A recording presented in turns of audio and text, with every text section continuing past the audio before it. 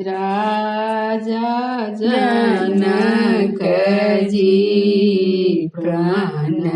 एक ठानल सीता के कड़व मिया हे राजा जनक जी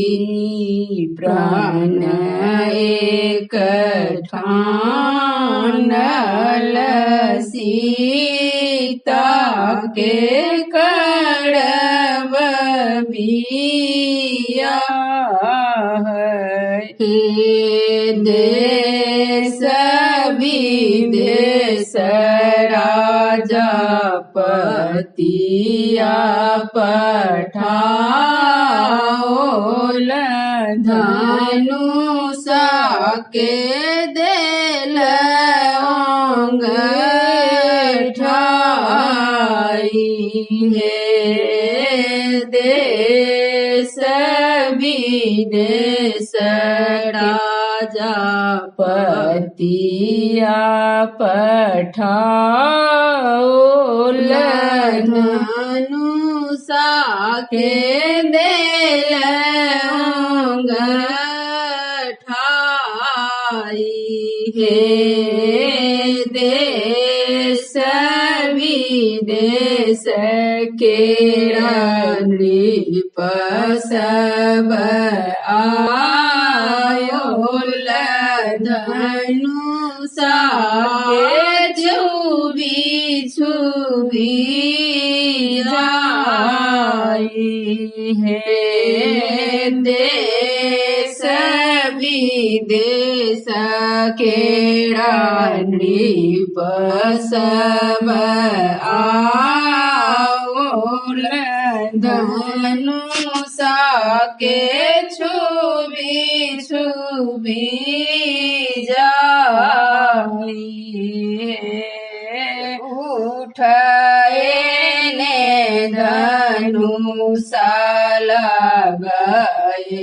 बड़ भारी आब सीता रहली कुमारी हे उठने धनुषा लागए बड़ भारी आब सीता रहली कुमारी हे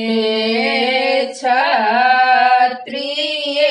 वीर भेटत नहीं जग में होए तमे कोना बिया हे क्षत्रिय वीर भेटए नहीं जग में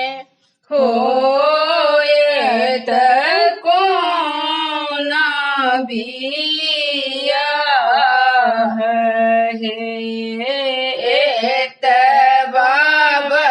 जन जब सुनल नील छुमन बचला वचन ऋषिया हे तब वचन जब सुनल नील छुमन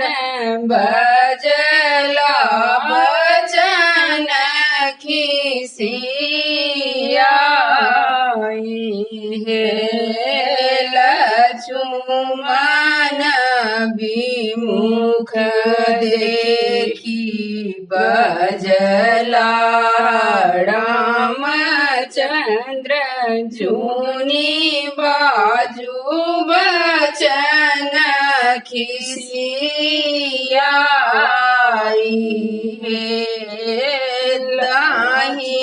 नहीं धनुष उठाओ रामचंद्र बाम केल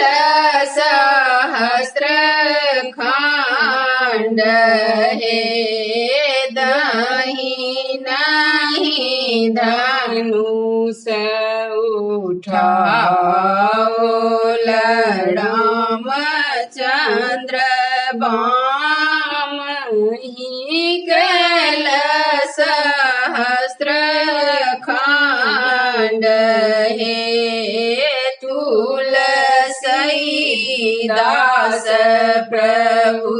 तुम्हारे दरस को सीता